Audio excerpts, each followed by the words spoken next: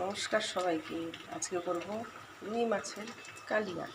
এই পিস বাজার থেকে কেটে নিয়ে এসে তাকে ভালো করে ধুয়ে একটু গরম তেলে নুন এবং হলুদ আর জিরে গুঁড়ো অল্প মেখে ভেজে নিয়েছি।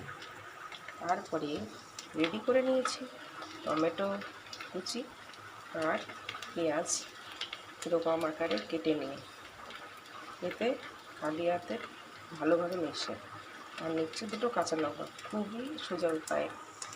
আর আলু কেটে নিয়েছি এরকম আকারে, আর আমি তেলে এটা ফ্রাই করা শুরু করে দিয়েছি। অর্ধেক ফ্রাই হয়ে গেলে এটাকে আমরা নামিয়ে নেক্সট প্রিপারেশন করব। দেখুন আলুগুলো এক পাট লাল লাল করে ভাজা হয়ে গেছে। এইবার একে একে সব বাকি উপকরণগুলো দিয়ে আমরা মশলার গ্রেভিটাকে তৈরি করব। দিয়ে দিচ্ছি কাঁচা লঙ্কা, তার সাথে ভাজবো পেঁয়াজ,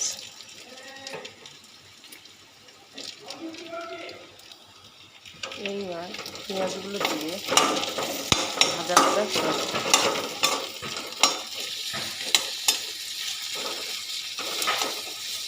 ভাজা ভাজা হয়ে গেলে তারপরে আমরা নেক্সট স্টেপের দিকে এগিয়ে যাব। এবার ভাজা হয়ে গেলে দিয়ে দেবো টমেটো, লাল লাল কুচি কুচি কাটা টমেটো। এটাকেও ভালো করে মিক্স করে কষিয়ে নেব। মাছের তেল যেটা ভেজেছিলাম তাতেই করছি, কারণ মাছের তেল দিয়ে একবারে ভাজিনি, টেস্টটা ভালো আসবে। দিয়ে দেবো ইনস্ট্যান্ট জিঞ্জার গার্লিক পেস্ট। এখন যেহেতু কম সময়ের জন্য আমি তাড়াতাড়ি এটা দিয়েই রান্নাটা কষিয়ে নেব। আপনারা আদা রসুন বেটেও পেস্ট তৈরি করে দিতে পারেন। ভালো করে গ্রেভি কষিয়ে নেব।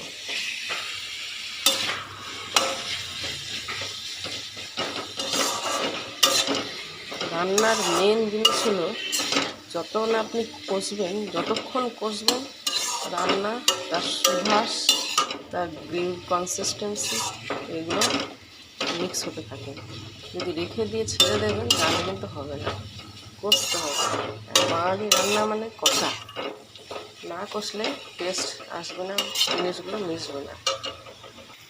একে একে হলুদ গুঁড়ো অল্প অ্যাড করবো, কারণ আগে অলরেডি হলুদ গুঁড়োয় তেলের মধ্যে হলুদ গুঁড়ো ছিল।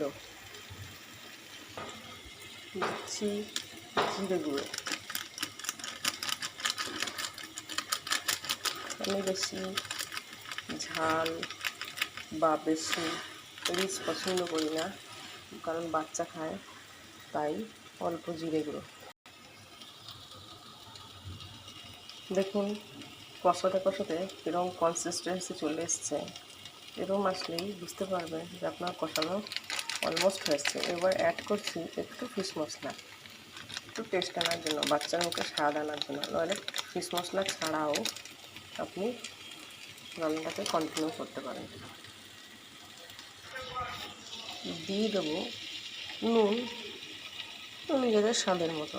আপনারা বেশি খেতে চাইলে বেশি দিতে পারেন, যারা কম খেতে চান কমও দিতে পারেন। মনে রাখবেন নুন দিয়ে আমি মাছটা ভেজে রেখেছিলাম, সেই জন্য সমান করার জন্য।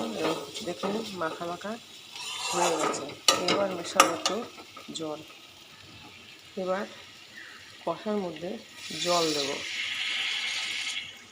অল্প করে, যাতে মশলাটা মাখা মাখা হয়। আপনারা যদি ঝোলও করতে চান এটার মধ্যে একটু বেশি পরিমাণে জল দিতে পারেন আপনাদের পরিবারের লোক সংখ্যা অনুযায়ী। আমি আজকে একটু মাখা মাখা করব, অনেকদিন পরে একটু মাখা মাখা খেতে ইচ্ছা করছে। এখন কষানো হয়ে গেলে যদি আরেকটু জল দেওয়ার ইচ্ছা হয় দিতে পারেন। এবার এটাকে আমি রেখে দেবো ঢাকা দিয়ে, তাহলে এটা মশলাটা ভালো ফুটবে। এইবার ঢাকাটা নামিয়ে নেব। দেখুন এবার আপনারা আরামসে মাছগুলোকে দিয়ে দিতে পারেন, এক এক করে মাছ।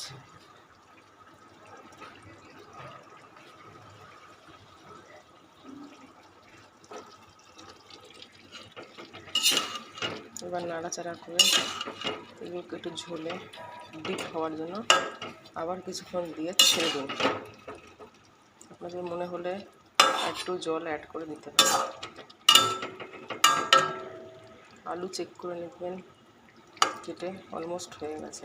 এবার জাস্ট মাখা মাখার এফেক্ট আনার জন্য মাছগুলোকে ঝোলে ডুবিয়ে দিচ্ছি আর ঢেকে দেবো।